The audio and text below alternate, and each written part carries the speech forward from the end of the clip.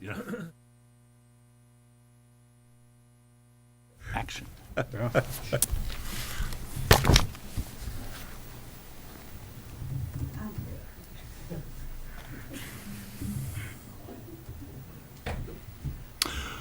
Okay, good evening. Good evening, ladies and gentlemen. Welcome to the December 12th Chelmsford Conservation Commission meeting. My name is Carl Bischoff. I'm the chair of the Chelmsford Conservation Commission. We are being recorded. We are live and being recorded on Chelmsford Telemedia, so just keep that in mind. And I just want to make a note that our next meeting is Tuesday, January 9th. We do not have a meeting in 2 weeks on December 26th. We'll give you guys the night off, so we'll be back early in January. So open session, are there any open citizen issues that anyone would like to bring up that is not on the agenda for tonight that they'd like to make known to us? Nothing on Zoom, I take it? So, okay, nothing. So we have an update from our planning commission, our planning board liaison, Chris LaValle. Hello, Chris. Good evening. Good evening. What do you got for us? A few projects on the agenda for tomorrow's meeting. It's going to be our only one until January as well. So we've got Brick Kiln coming before us. Looks like they've got the traffic report that they've prepared, and we'll be getting a peer review done on that.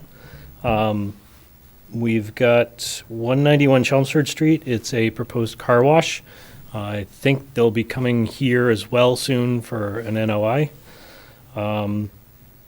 And we've also got 10 Hildreth on the agenda.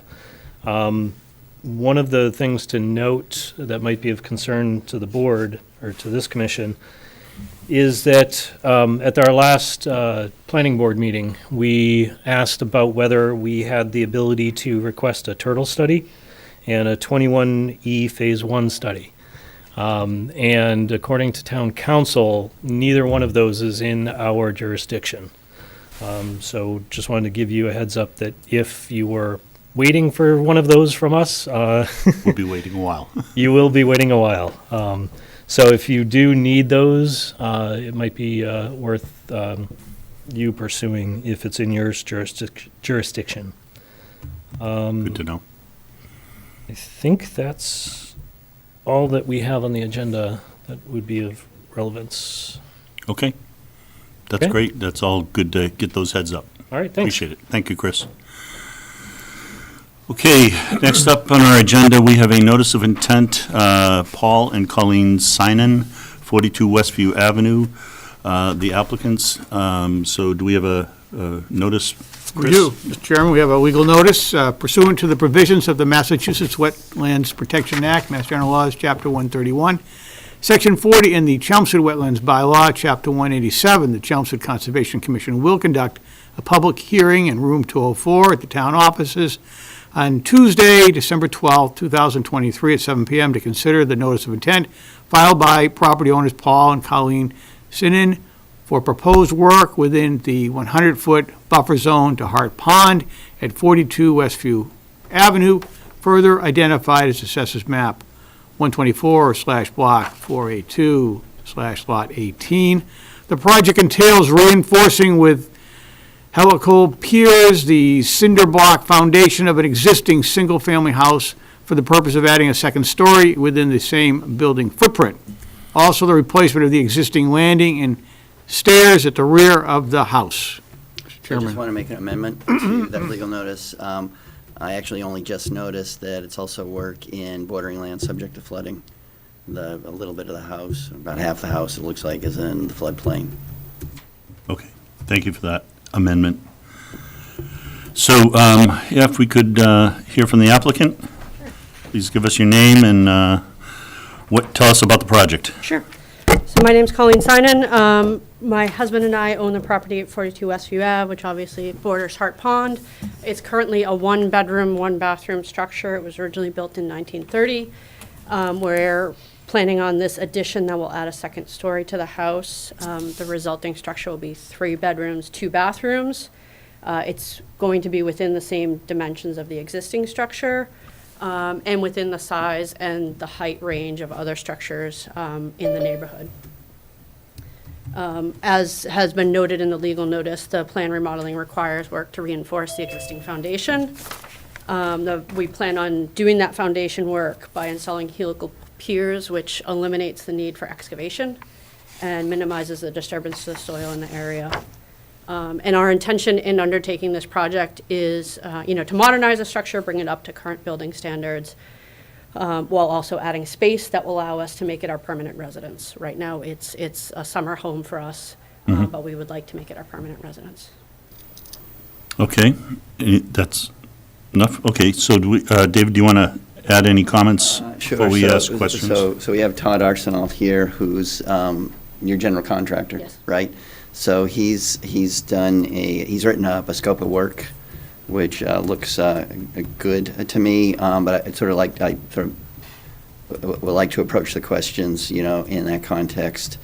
I guess for both myself and the benefit of the commission, like to understand a little bit better how the installation of the helical piers works. So here's actually a plan, a close-up, detail. So I guess so. Here's this is like the ground surface right here when it says finished grade, or. Yes. So how does this work? What is it? What extends above the surface, and like where's the foundation? Best way I can describe it is an ice auger, ice fishing. Four-wheel machine comes in, it's no bigger than your podium here. Comes in and it drills, and it's like an ice auger. It has the drill on the bottom of it. Depending on the pier itself, it depends on how big the auger is for a structural. I don't know exactly how big these are. I think it's a 10 or a 12-inch circle. Comes in and it drills, and what it ends up being is a 4-inch post, very similar to a foundation lolly column. And that gets drilled in, stays, and then there's a saddle that sits on it, which accepts the beams that go on top of that. Are you the one that does the installation? I do not. Technopost of West Boylston does. I don't know if you can get online, but we can look at the pictures online all day, We've seen the link, yeah. Yeah. You shared that, so. Watch that. So you're not the one doing the install, it's the company that manufactures? Correct, we Okay. hire out, yep. So you don't know how deep at this point? Deep? Yeah. They're gonna be at least 4 feet. They do a compression test as they go, Okay. according to the print, so it's at least 4, and I'm not sure how deep after the 4 feet they go, but it's gonna be at least 4 feet. So because I think being that close to Hart Pond, you're going to hit groundwater, I think, pretty quickly. Of course. I don't know whether it's going to be 2 feet or 3 feet, but I think it's not too far down. Are you aware of any potential issues with regard to putting the posts in groundwater? No, it would be no difference in putting in a precast, what they call Bigfoot tube pier, sonnet pier.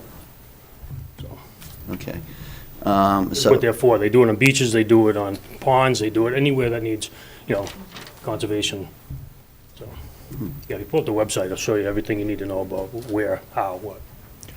so looking at the scope of work that you've submitted, so it says down here, helical piers will be drilled from the exterior of the building where needed. So prior to that, what is the preliminary work, the preparation work that is done before the helical piers are So actually? what he needs to have is roughly a 16-inch bay, which is between studs. So what we'd like to do is go in there, and we'll take out the piece of wall on the exterior of the building. We'll break out the block in between, the cinder block that's the existing foundation now. He'll be able to get his arm in there. He can wiggle that thing around quite a bit, different angles, this, that, and the other thing. And he can get that within the 16-inch bay and drill straight down where we need it. So, And then the interiors, the arm can extend into the building as long as we give him enough reach in the wall. He can get in and drill the interior ones that we need. okay, so the exterior ones, you take out the cinder block foundation first? We have to, yes. Yep. Okay, and then the techno posts are installed in that, you called it a bay? Right. It'll go between, we don't leave most of the cinder block and the footing that's there. We don't want to disturb all that. So we're just going to break out that 16 to 18 inches where needed. And then we'll Oh, okay, We'll re-concrete around that afterwards. Okay, so you don't remove the entire Oh, no. foundation? No, no. Okay. No. And then, just another concern here, which you have included, in terms of stockpiling for the, stockpiling of construction materials. It says all building material delivered on site will be dropped and stored on the east side of the property, on the east side of the street. So is that down here, down in this area? Right where it reads parcel 23. Okay. In front of the shed, yes. Okay, and that's as far away as it's gonna be done on this property. It's a relatively small property, but I think, so, And it's gonna be multiple, we use up lumber in a couple of days. I'm not gonna drop a pile of lumber there. It's gonna sit for months, because we eat up what we need to for the day. and you haven't mentioned any erosion control, which I guess probably isn't needed for the helical piers, but I think when the proposed landing and steps are constructed, there'll probably be a little bit of digging? I don't plan to dig Definitely. any posts for the patio there. No? That can be on a temporary. Okay. So I really don't see a need for erosion control, actually, Right, if you're not really digging. right? Yeah. So I think that's all the questions I have for now. Okay, Chris, you want to start? Yeah, sure. How long would this project take, in your estimation? Well, how long should it take? We're only looking at 4 months. 4 months? Yeah. Soup to nuts, start to finish. All right, Well, we should have been putting paint on the walls by now, but, yeah, yeah. But it's something, can you work through the winter on it? of course, as long as we don't get a deep freeze, and, yeah, that's the plan. Okay, good. Yeah, I'm good, Chair. Mark? Yeah, it seems like an obvious way to fix it. You're not gonna let the building fall, destroy it, so you gotta fix it, and this is the least amount of being obtrusive in the neighborhood. I mean, it's the way to go. I think it's a great way to go. Yeah, we're trying to be the least evasive. That's all I got. Dave McLaughlin, you're online. Do you want to chime in? Your questions? Sure. Thank you, Carl. This house is pretty old, correct? Sure It is. was built in 1930. How do you prevent the walls from collapsing when you open them up to put these pillars in? How do I prevent the walls from collapsing? What is he asking there? This is a loaded question. Yeah. Dave, we're not quite sure what you mean by the question.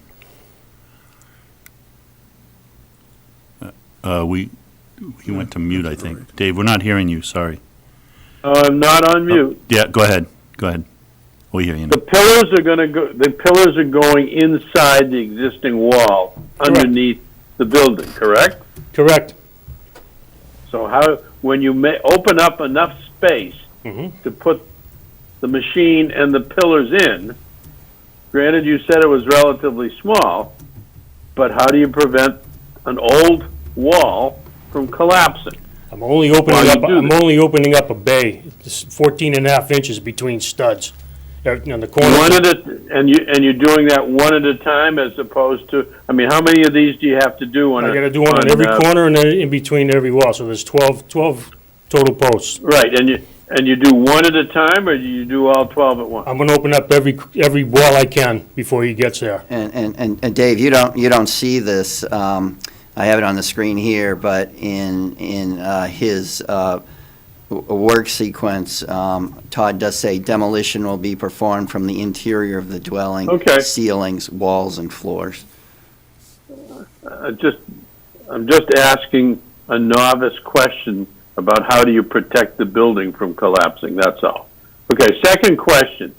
I take it the second floor addition has the same footprint as the first floor, is that correct? Actually, it's a little bit smaller, yes.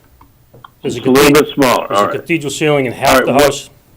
Okay, when you're working on the second floor, how close to Hart Pond do you have to have equipment? Kind of equipment. I don't have to have any equipment. None at all. My hammer, compressor. You're gonna, you're gonna bring material up by hand? Yes, I don't work with a machine or a lull or a fork truck, if that's what you're Okay, asking. No. all right, so, That's right. so there'll be no machinery on the ground between the building addition and Hart Pond? No, sir, no. Okay, fine. Second set of questions. When the building is finished, you're reconstructing a pathway down to Hart Pond? No. No. Why not? Why for? There is no pathway. There's none whatsoever. I don't know what you mean by new pathway. No, I'm just saying, you're that close to the water. Most people like to have a pathway down to the water. It's You're You're not grass. proposing that that's going to happen. There's a lawn there now. It's existing. I understand. I'm not trying to be argumentative. I'm just trying to understand what's going to happen. So my concern is. So my this question is, building- my answer is nothing is going to happen other than what you see there now. Fine, that was the answer to my question. There you go. All right, be careful. How close is the edge of the building to the edge of Hart Pond? It's 13.2 feet according to the plan. It's 13.2 feet from the closest edge of the proposed landing and steps to Hart Pond. So it looks, So nothing, I take it there's no landscaping going to be done from the outside of that building towards Hart Pond? There are no trees to come down, is that correct? Correct. All right, fine. So nothing is going to happen between the edge of the building and the edge of Hart Pond during construction? During construction, no. Okay.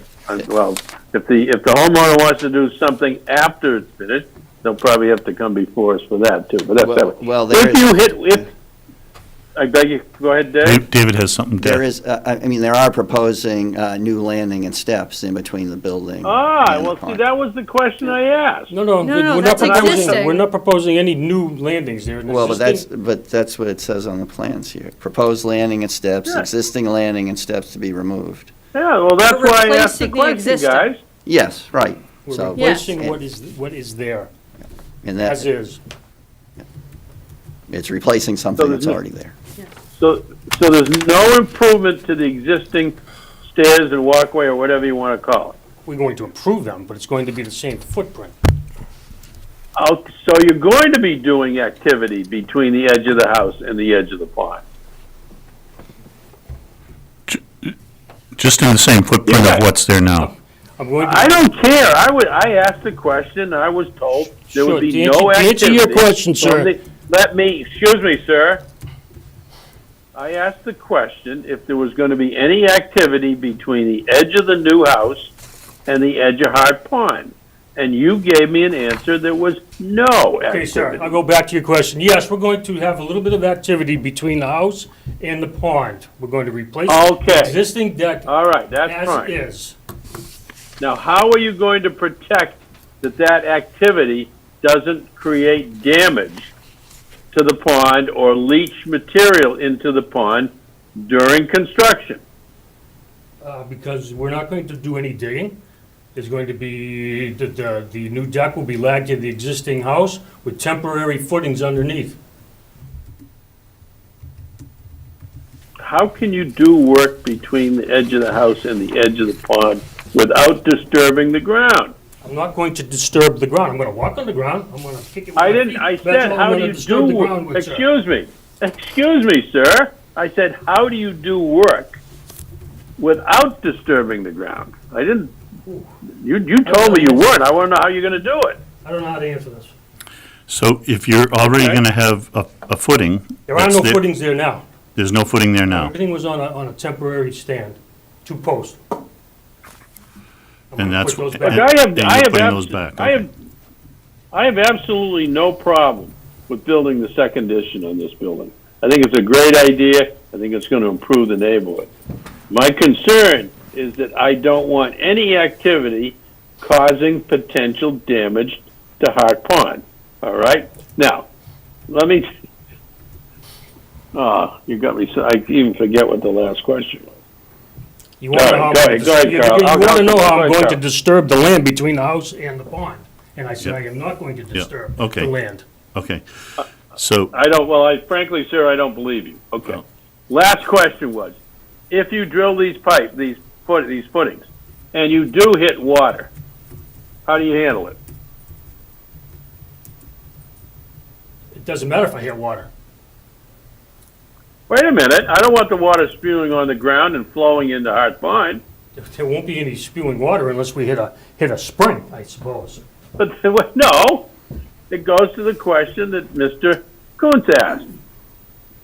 You know the water table from Hart Pond. Mhm. Is it 2 feet from the top of the ground? Is it 8 feet from the top of the ground? I don't know. I guess you don't either. But the point is, if you're doing the drilling of these footings and you hit water and the pressure of the water forces the water to the surface, how are you going to handle it so it doesn't flow into Hart Pond? I'm assuming if we don't see groundwater at grass level now, when they start drilling, it's not gonna go into the pond.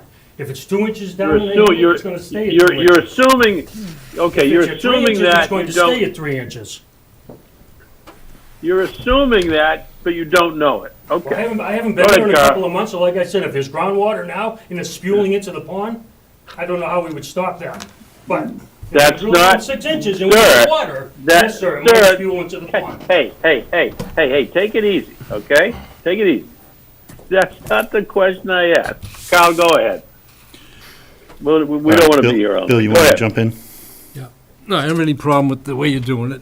I just got curious, Shoot, when you cut your foundation, existing, it's a block foundation, yes, you take that out, you put Yes. your piers in? yes. How do you fill that little spot in?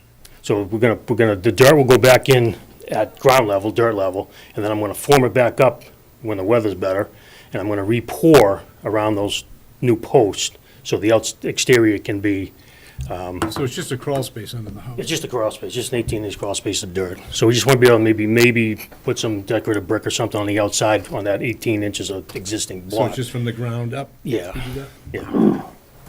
yeah. Just to hide those voids. All right. And then the whole thing's gonna get foamed, so that will get foamed, the blocks and everything Right. from ground up, so.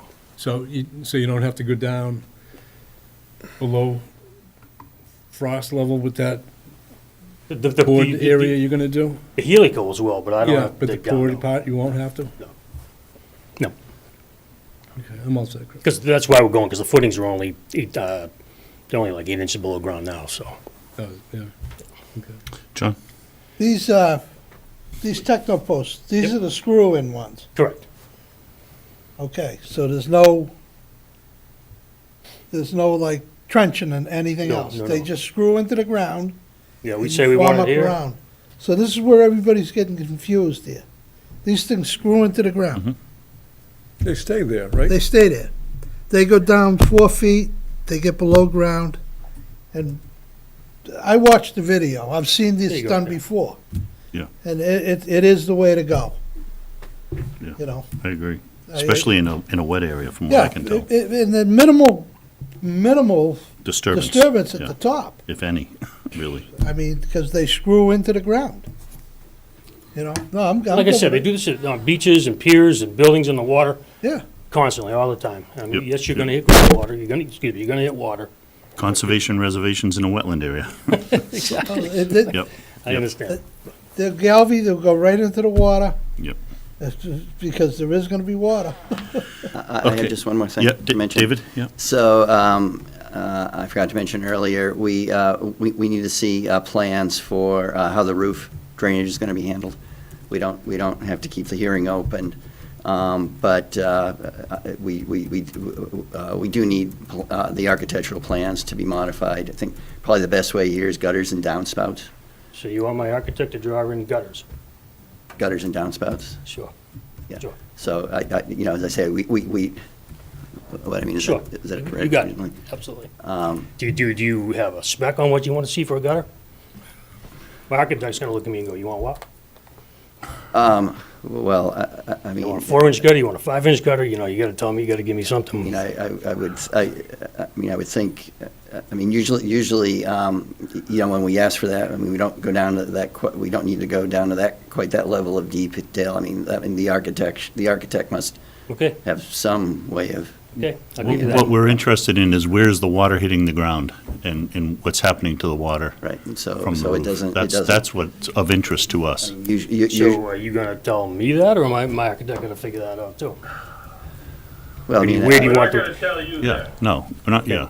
Okay, and You're the I, proponent, not us. I mean, I'm happy to work with the architect. Okay. If that helps, but, that works, yeah. But- I just don't wanna put it somewhere where you guys don't want it, and, you know, end up being in trouble at the end of the day. sure, we'll have the architect contact me. I think it probably makes the most sense to have the, and it's done not infrequently in this kind of situations, have the gutters and downspouts drain into like a crushed stone-filled trench around the building. But then I gotta dig. That, Mr. Chairman, this is Dave McLaughlin. That's for the number of times we have seen projects like this around Hart Pond, and there've been many, and they've been quite successful. Most of them end up, and we're not gonna tell the applicant how to design this, but the downspouts or whatever the rain catch-off either goes to rain gardens or gets put off behind the house, not into Hart Pond. So there's some guidance. Done. Not that we're telling you how to do it. And yeah, I mean, if it's a crushed stone-filled trench, yeah, putting in some wattles or something, I mean, that's not a big deal, really. Are you sure?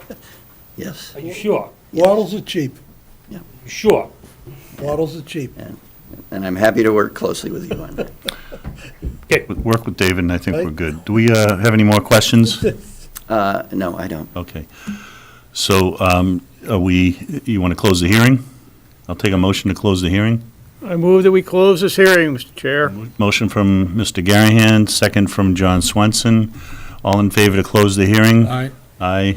Do we have Mr. Hi, McLaughlin? Dave McLaughlin. Thank you, Dave. Hi. Okay, we've closed the hearing. Now, I guess I'll take a motion for, if there's any further discussion on this.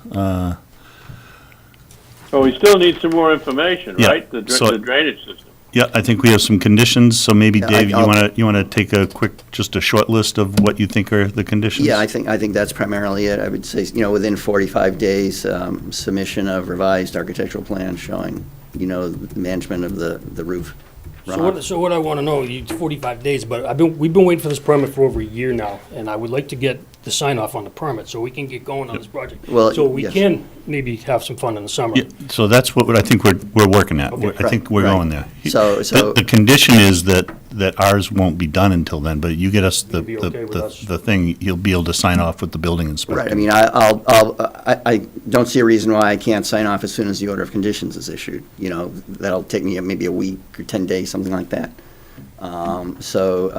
I will sign off on it. In that case, you can get started. But I say within 45 days of the date of issuance of the order, I will need the revised architectural plans. Say that again, I'm sorry, I can only start until 45 days? No, you can get started after you get the order of conditions. I'll sign off on the building permit. It has to be recorded at the registry. That's in about 5 to 10 days, you said? Yeah, I'll do my best. Okay, So, and then at that point, once you get the permit, you can get started. okay. We Perfect. appreciate that, because Yep, Yeah, our first we- hearing on this was last March. understood. we understand. yeah. Understood. We've heard the frustration and understand Thank you. and sympathize, so I will take a motion on this applicant. Make a motion to approve the, where are we? Order of conditions. No, what's the address? Oh, 42. 42 Westview 42. Avenue. with order of conditions that we discussed, and one of them was roof drainage. Yeah. And I think beyond that. Straw it's- bottles on the outside. That was the only two? As necessary, yeah. Yeah, Yeah. as necessary. I think other than that, it's all standard. Yep. All standard. I'll second that motion. So motion from Mark, second from Chris, all in favor? Aye. Aye. Dave McLaughlin? I'm against it. Okay. Opposed? We have 6 in favor and 1 against. So the motion passes, so you'll get this. Thank you very much, and good luck with this. Thank you for your And time. I'll let you know as soon as the order's ready. Thank you very much. Okay, thank you very much. So we'll see this, we'll sign this off, and That was 42 Westview. Okay, so next in our agenda is 198 Watton Street, notice of intent, Massachusetts Department of Fish and Game. Nick Shaw, who's representing, who's with Comprehensive Environmental, is representing the applicant, and we have a legal notice. Can we get that read, please, sir? Yes, the legal notice pursuant to the provisions of the Massachusetts Wetlands Protection Act, Mass General Laws, Chapter 131, Section 40, and the Chelmsford Wetlands Bylaw, Chapter 187. The Chelmsford Conservation Commission will conduct a public hearing here in Room 205, the Chelmsford Town Offices, on Tuesday, December 12th, 2023, to consider the notice of intent filed by the Massachusetts Department of Fish and Game, Office of Fishing and Boating Access, on behalf of property owner town of Chelmsford for proposed work within bank, land underwater bodies, and waterways bordering land subject to flooding and riverfront area, Merrimack River, at 198 Watton Street, further identified as Assessors Map 9/Block 6/Lot 2. The project entails creation of a formalized boat ramp to provide boating and emergency access to the Merrimack River. Chair. Thank you, Chris. Thank you for reading that. So do we have somebody on the Zoom that's doing the So we have Nick presentation? Shaw here from CEI. Are you still there, Nick? Yeah, I'm still here. And I also have Doug Cameron with the Office of Fish and Game. Okay, So why don't you describe the project and what we're doing here, if you would? Yeah, of course. So basically, this project is located adjacent to the South Hill baseball fields. And the current boat ramp right now is made out of like concrete pavers that are kind of deteriorating. And basically the ramp right now in its current state is only meant for like car top access, meaning like canoes, kayaks, that sort of thing. So the purpose of this project was to replace the deteriorated ramp with a more formal like concrete ramp that would allow for people to back in trailers with actual boats and be able to launch from this location. So the proposed ramp is about 58 feet long and 15 feet wide. And like I said, we'd be made out of cast in place concrete. And then we would be also installing 2 to 3 ton stone revetment, which would aid in scour protection from people like launching their boats and like using their boat propellers as they're trying to back the boat out. And then we would also be surrounding the proposed boat ramp. Like during construction, we'd be using a temporary cofferdam and then also be using silt boom surrounding that cofferdam to make sure that no sediment gets within the Merrimack River. And then along the banks, we would also be using proposed linear sedimentation erosion controls, usually in the form of like silt socks or silt fencers. And that's basically the gist of the project. Okay, David, do you have any comments? This project is going to be impacting a number of wetland resource areas, each with their own set of performance standards. So I wonder, Nick, if you could please run through those. I guess that would be bank, land underwater bodies and waterways, bordering land subject to flooding, and riverfront area. If you could just run through how this complies with the performance standards required for those resource areas. Yeah, of course. So we did a bank delineation from a certified wetland scientist. There was no bordering vegetated wetlands located within the project limits. Most of the impacts are coming from land underwater, water bodies and waterways, just by nature, the boat ramp being halfway submerged within water. So that's about 4,500 square feet of temporary impacts to land underwater and waterways, and then roughly 1,200 square feet of permanent impacts. But that's associated mainly with the stone scour protection. And it's about a total of 128 linear feet of bank that's getting impacted. And we also did a cut and fill analysis, and there is no net fill at any contour. Everything's, a net cut. So that there's no need for like any sort of compensatory storage. But I think, for instance, the performance standards for alteration of bank, it's 50 feet or 10% of the linear feet of bank on the site, whichever is less requires a wildlife habitat study. So, Yeah, we did do an HESP, like online mapping tool, and there was no noted like endangered species or species of concern within the project limits.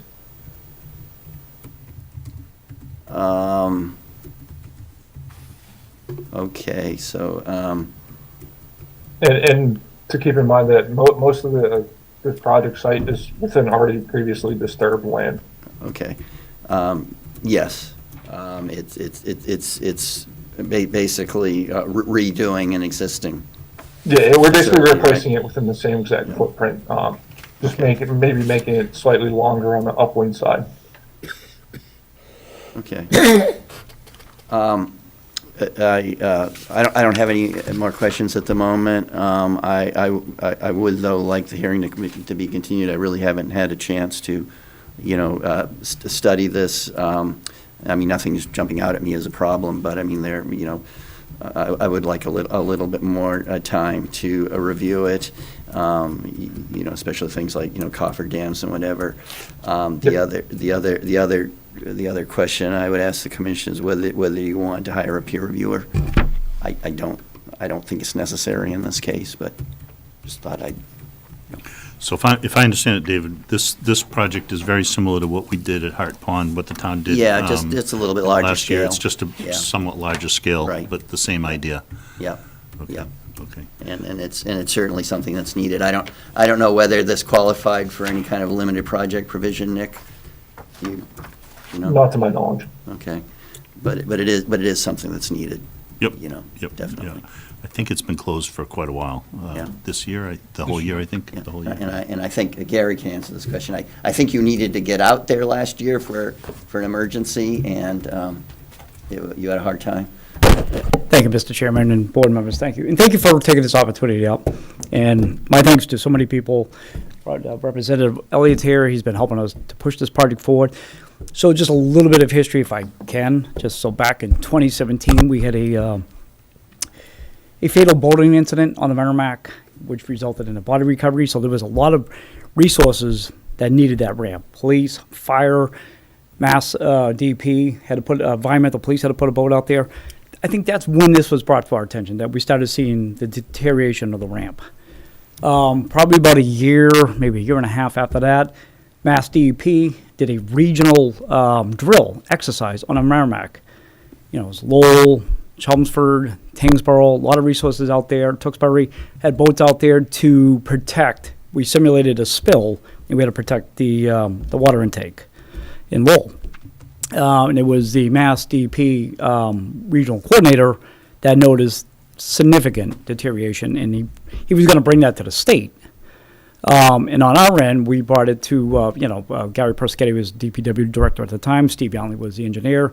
They actually had a meeting on site. I think that was late 2018 or 2019. Then COVID hit, so the whole thing kind of stopped. So we've been trying to get this done for many, many years. So I thank you for your patience. I thank you for taking this opportunity up, but it's a critical need. Last year, we were doing a drill out there, Mr. David Kuntz was saying, and our boat, when we were pulling the boat out, the truck hit exposed rebar on that ramp, damaging the tire. Ouch.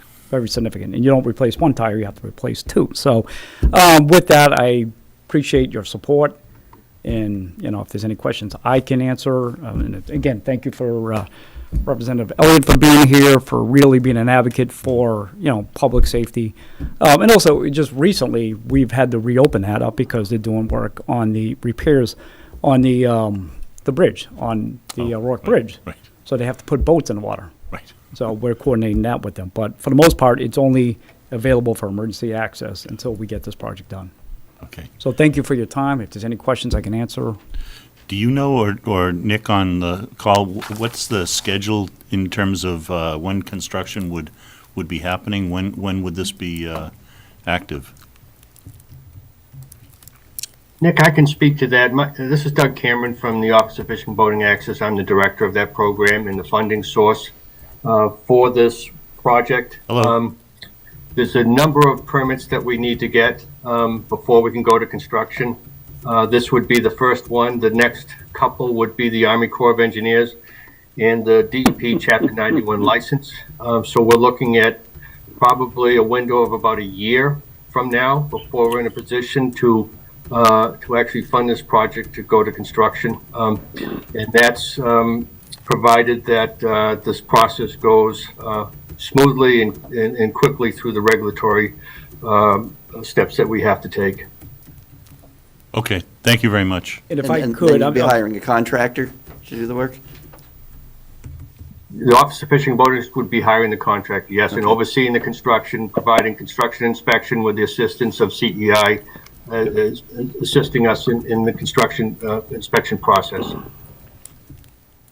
I'm sorry, if Chief I Ryan, could, I yep. just wanted to thank Director Doug Cameron and his staff, fantastic for, and David for his assistance earlier this year. They did some minor repairs so that we could use it for emergency access. And it has improved the current conditions. But again, the agreement was just for emergency access. That's why when people call, that's why the barriers are there. That was the agreement that we have. But to try to keep this going because of the process is, as you heard, very lengthy. A year. I thought he was going to say March or April. I was hoping he'd say that. No. Oh, boy. No, it's very lengthy. Yeah. So. Okay. Mr. Chairman, if I may just Yeah. add one more comment. Sure. I'm happy to meet out on the site with Agent Kuntz and to look at the site and talk about and answer any questions he may have about this particular project and the construction sequencing that we typically use and been successful in doing. My goal is to try to not avoid, but answer any questions so that we don't need to go to peer review in the time and the expense of that process. This is something that is regularly done by our agency across the state. And the design that you have before you is a standard design that has been permitted time and time again. I'm happy to try to facilitate what I can to resolve any questions that may come up because this is kind of a specialty area. And not a lot of people have the experience in the construction of boat ramps, and I think I can help in that process. I think that sounds like a good idea. Yeah, and especially, Doug, if you can provide any examples of orders of conditions from other conservation commissions for this. Oh, we have plenty of those. Yes, we do. And the closest example I can give you is to this project is across the river, about a mile away, on the Pawtucket Boulevard in Lowell. Okay. We did that project a number of years ago, and the design of the copper dam and this floating silt boom and the boat ramp obviously differs slightly from this design, but in the end they're all pretty similar. So that's the closest example I can give you of successful project there. That would be Well, good. if you could forward me a copy of that order of conditions, I guess be from the Lowell Conservation Commission, that would be a big help. I will do that. Thank you. Okay. And that's all you had, David? Yep, Okay. as I said, I'd like to keep it open for one more time. Again, basically to give me a little more time to think about the conditions, but having an That existing should- order yeah, will help. that shouldn't, I don't see. So why don't we just see if the rest of the commission has any questions? Dave McLaughlin, you're online. Yeah. You want to start us off? Sure, thank you, Mr. Chair. Mr. Shaw, I'd like to compliment you on the submission. It is comprehensive and as understandable as anything I've seen in a long time. So, to your credit for the work you guys did on it. Going forward, will there be periodic maintenance requirements on this ramp? And if so, of what nature and who might be responsible for it?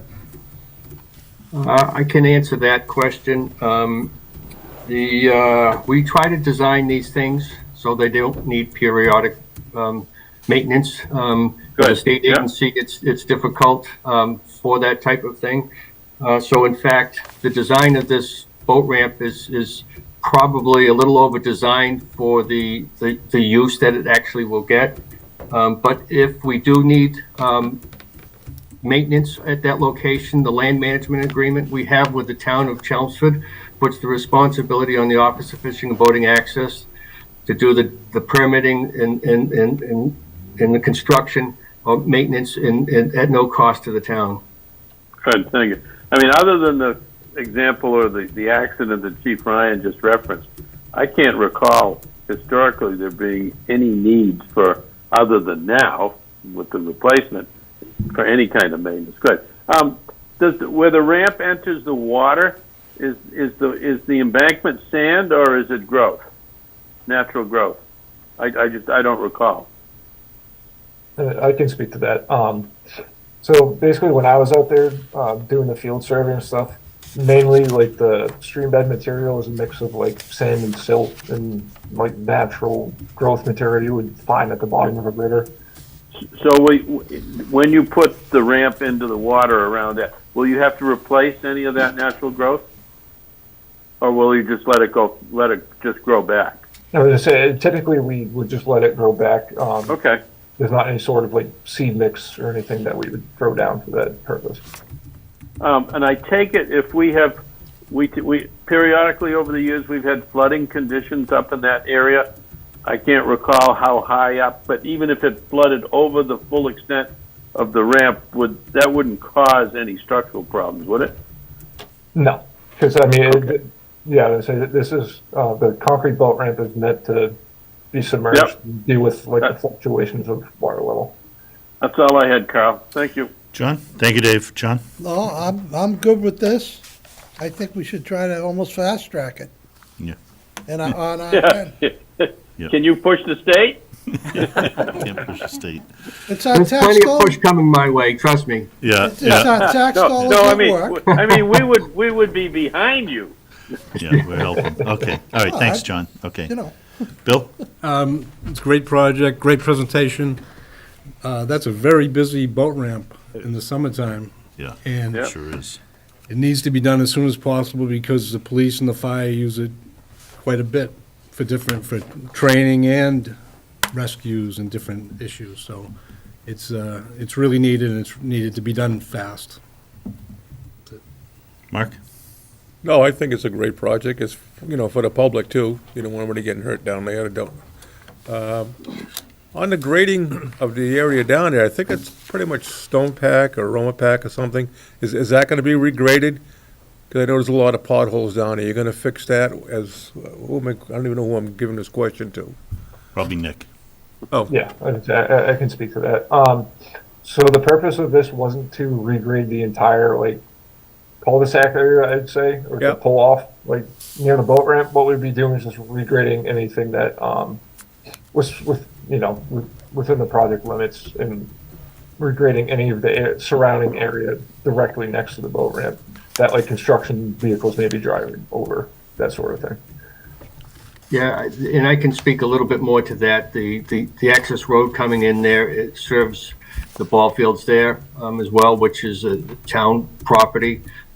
So I'd be happy to talk to the DPW or town engineer, whoever is responsible for maintenance of that area in general. And if there's some way that we can collaborate on something that works for our program and their program, we'd consider that. But really, the ability for me to fund any portion of work down here is related to the boat ramp and any designated parking for the boat ramp, just within those limits. So expanding out beyond that would be outside of the scope of what I could possibly do.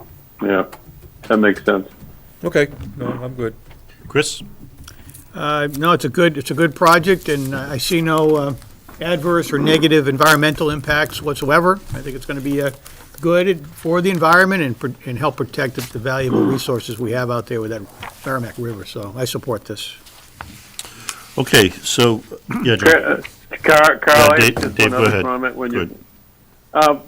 We heard Chief Ryan speak to the needs from the fire department. I take it that both our police and fire and EMTs all will use that ramp. Is that correct? And that they all had some say in what was needed? I just don't want to wake up someday and say, well, nobody asked me.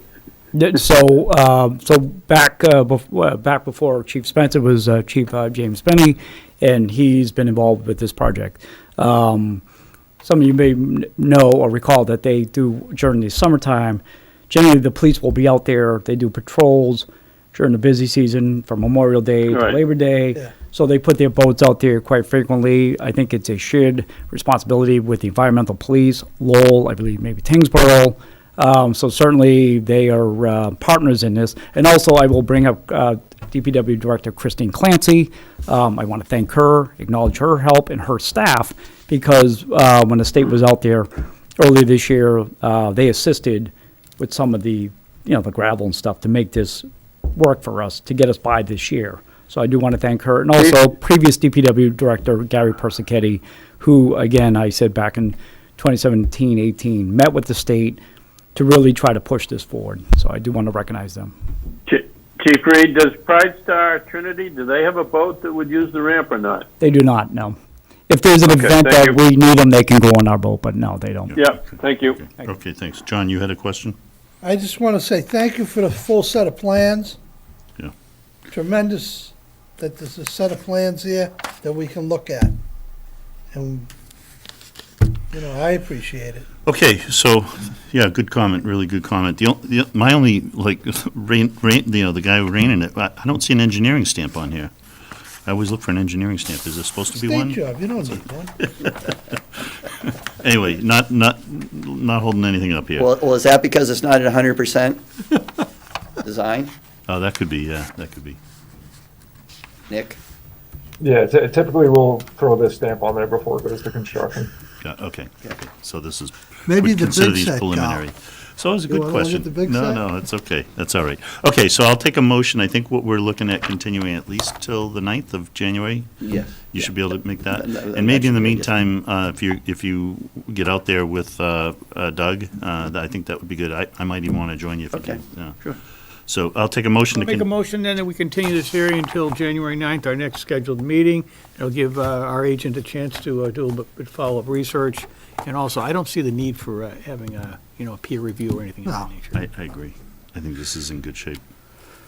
So we have a motion from Chris. Do I have a second? Second. Mark? All in favor? Aye. Aye. Do I hear Dave McLaughlin on? Aye. Aye, thank you, Dave. Aye. So we're good to go. Appreciate your input, Chief Ryan, and appreciate it from the applicant, from the representative, and the support from the representative as well. So, very good. Again, thank you, everybody, for your help, your efforts in supporting this, and happy holidays, everybody. Yeah, Thank you too. Thank Thank you. you. Thank you. Thank you. Thank you. Thank you, Nick. Okay, thank you, Nick and Doug. Thank you. Mr. Chairman, Yep. I apologize for Chief Ryan. I think I called him Chief Reed.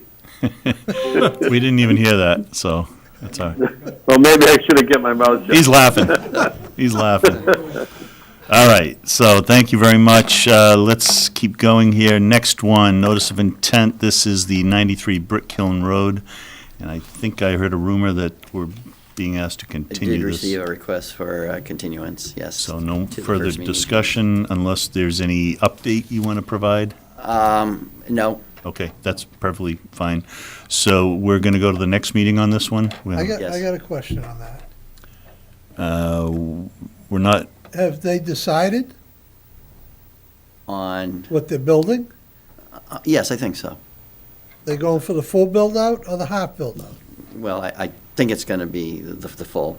Oh, okay, I think it's going to be. so. thank you. So I'll take a motion to continue the 93 Brick Kiln Road hearing until January 9th. So move. So moved by Mark, Seconded. second by Chris. All in favor? Aye. Dave McLaughlin polled online. He's aye, Yep. so we're all Aye. unanimous. Gotcha, Dave, thanks. Okay, so that one's, that was fast. And we have 270 Billerica Road. This is the request for amended order of conditions. Do I hear a similar rumor? Yes, I also received a request for a continuance on that one. I think it's probably good, though, to give a little bit more of an update. So the additional soil sampling for PFAS has been done, and an additional test pit as well was done to determine estimated seasonal high groundwater. That was done last Tuesday, I believe. So I think the next step and maybe the working group should discuss a little bit about what the next steps would be with regard to their involvement. I think that a revised soil management plan is going to be done pursuant to the soil testing. Expected. And then a revised stormwater management plan will be done, not using infiltration. So I'd be interested. I know Peter's not here, but I'm just thinking, does the question for the working group is whether to wait until that revised document and plans have been done, and then have a meeting of the working group, or does the working group want to meet before that to talk about the results of the additional soil sampling and test pits? So Okay. probably something we need to make a determination on. Okay, thank you. So I'll take a motion to continue that hearing until, again, January 9th? Move. Moved by Bill, second by Second. Chris. We have a motion and a second. All in favor? Aye. I see a Aye. on the screen. Thank you, Dave. It's all in favor to continue that hearing until January 9th. So that concludes our regulatory part of the hearing, of the meeting. We will now get into some of the other topics. Do you want to give us an update on 35 Brick Kiln Road? Yeah, there's really nothing new to report. I did have a conversation with the building commissioner, who I guess still has some interest in the property with respect to his jurisdiction. I believe he told me that at some point he needs to do a drive-by inspection, and then depending on what he sees or doesn't see, then he may need to take additional steps subsequent to that. Which then, if that's the case, hopefully then I can sort of piggyback on him. Okay. Refresh me, do we have an enforcement order in here? Yeah, We yeah. do, okay. Yeah. I thought we did, but I couldn't Yep, remember. yep. Okay, okay. And the last, it's been a few months now, but the last I spoke with the property owners is that they were short of money Got it. and Okay, wanted a little bit more time to deal with the situation. okay. Thank you for that That's where update. that stands. I will, let's talk about land management then. Warren Pole Reservation. The CR, I believe tonight the Land Trust is reviewing it, and they're going to vote on it. I had intended on reviewing it tonight. I'm not going to do that here tonight. I went through the CR. I was trying to get the differences, the deltas from when we talked in September. Was it August we talked? I think something like that we talked about it. And I ran out of time to do that. And on top of that, I know that the Land Trust has a couple of things that they're going to be discussing, and I'm a little nervous that they're going to come back with something. So I decided, given those two factors, we're just going to sit on it, and it's going to roll into January. But we should be able to close it very quickly. I think it's going to be close. They had a couple of issues that they were looking at. I'm pretty sure they're going to vote to pass it, but I'm not convinced. So we'll see. The other thing I wanted to mention, I have a couple other things I wanted to cover.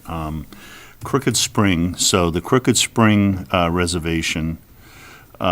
We had closed the trail that crosses the brook back in August or September, I forget exactly when. If you remember, we had a beaver dam up near Graniteville. We went out, David and I were out there with DPW stormwater, and in the meantime, they've trapped and dispatched the beaver, and the water has gone down from all the rain we had in the summer. We finally got this weekend a crew in there to put a temporary walkway in place. I worked with David last week to get.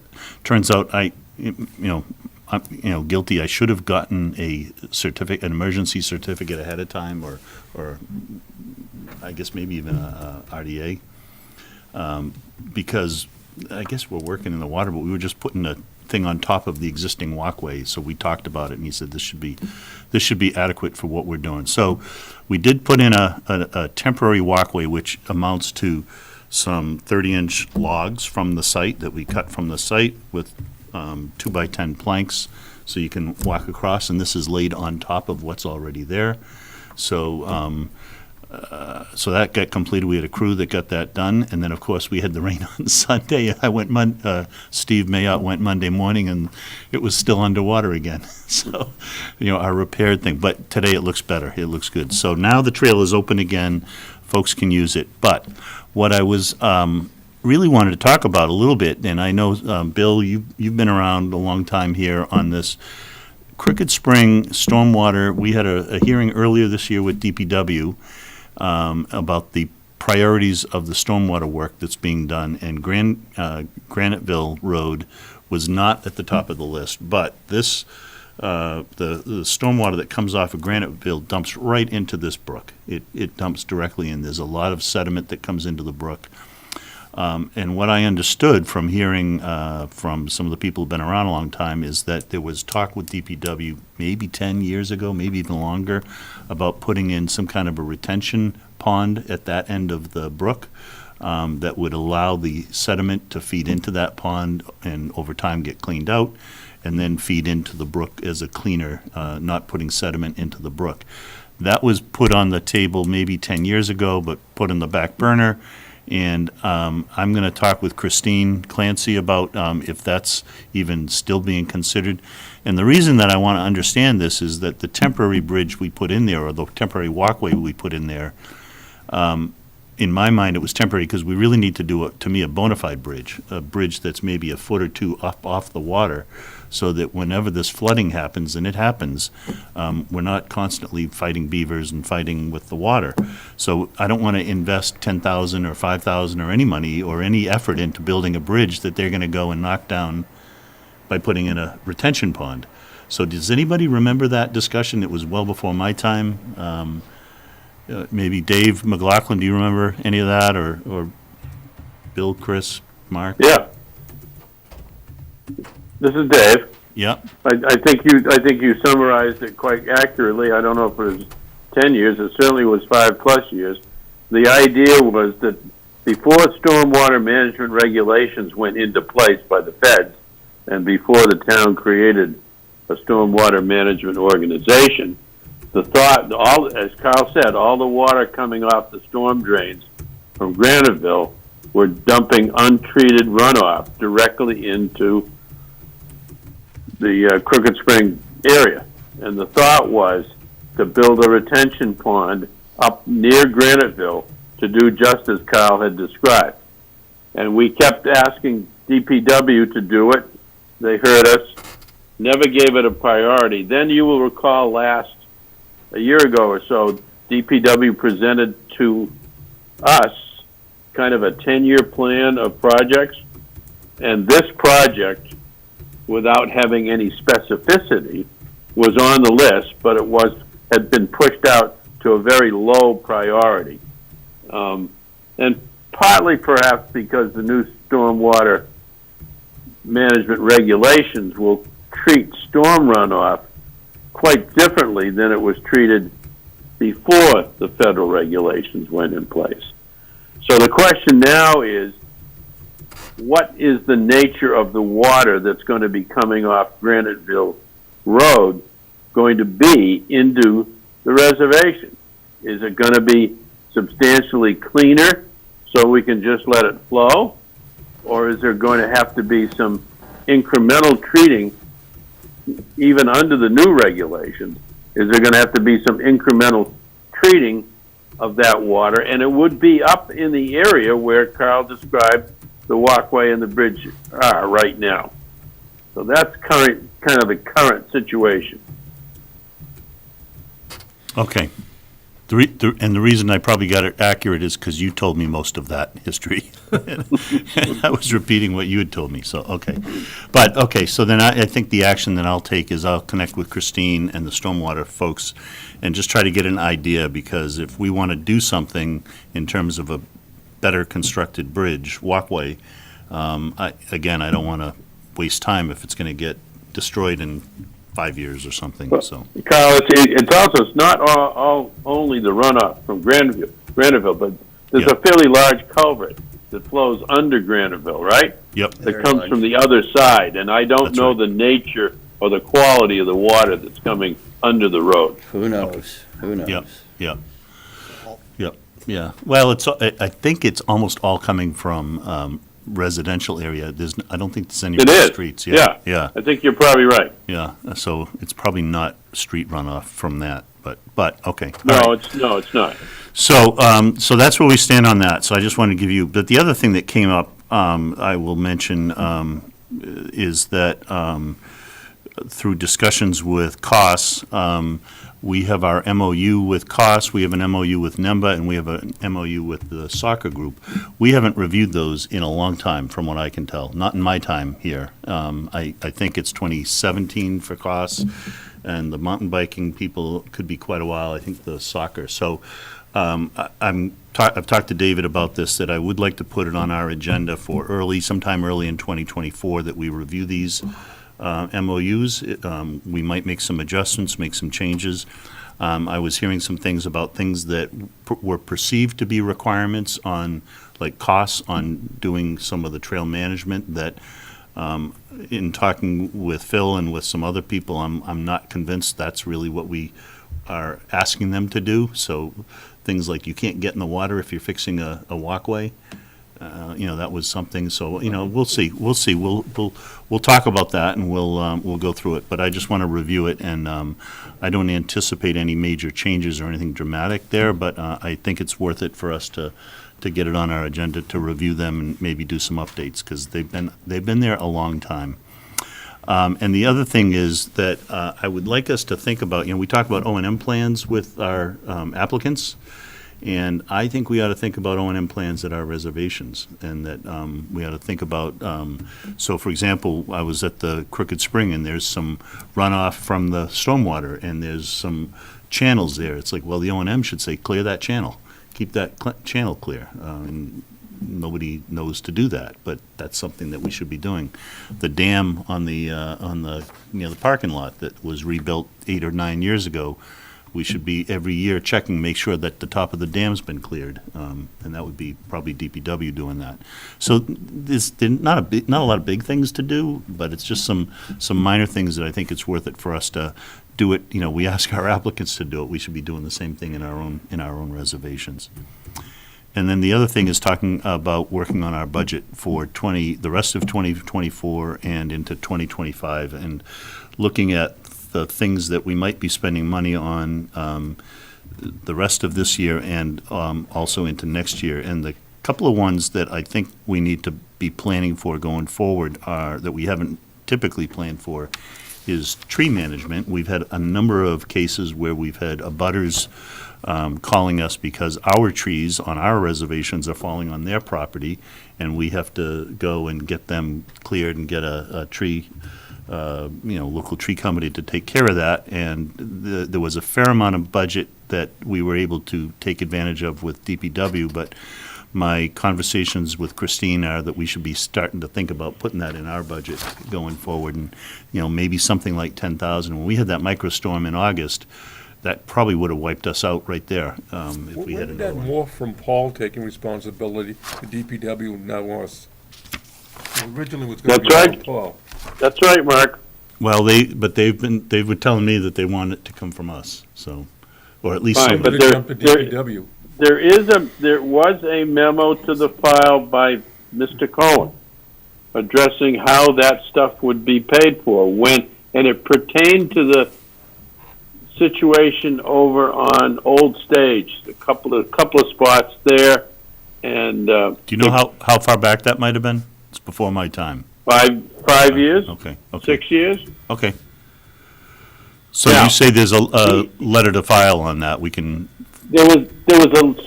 Should be a letter in the file that tries to define the responsibility. And Paul said he would take care of it financially. That doesn't mean he doesn't end up charging our budget, but, okay. which he certainly can do. Yeah. Okay. All right, so we'll dig into that. The second thing that I think is actually fairly significant that we need to be planning for is, as we're going through the Warren Poll CR and we're digging into CRs, we're realizing that we hold 10, 11, maybe 12 CRs that we hold. And our responsibility is that we should be checking those on some periodic basis. I don't think it's every year, and in fact, we haven't done it in years, from what I understand. So my recommendation, David and I have talked about this, is getting someone to do those, the annual, not annual, but regular reviews of these sites in the next, let's say, 5 years. We do a 5-year plan or a 3-year plan or something like that. And if we have 10 sites, we come up with a plan that says, let's spend, maybe $3,000 one year to have 3 of these done by a third party, and 3 the next year and 3 the year after, so that we can, say that we're doing what we're legally obligated to do that I think we haven't been doing. So just give you a heads up, that's kind of where I'm thinking that those kinds of things we'll get into some more detail, but I think that's something that we'll be talking about in 2024. I don't anticipate that happening in Carl, this. is there a master list of those? I have a list. I would hesitate to say it's a master list unless I Okay. could somehow, I don't know how you would systematically be sure that that was the complete list. I mean, somewhere the CR must be filed, right? Right. So, yeah, and these are typically things like a development gets built 20 years ago, and out of the 8 houses, Yep. there's another 9th lot that never got built on, and it's kind of shared, and we Yep. own the CR. And so we Yep. need to make sure Yep. somebody's not making it their own backyard or something, so. So there might Which they be, probably are. as we talked about, Carl, there may be some preliminary, like, survey work Yeah. that might need to be done before our monitor can go out.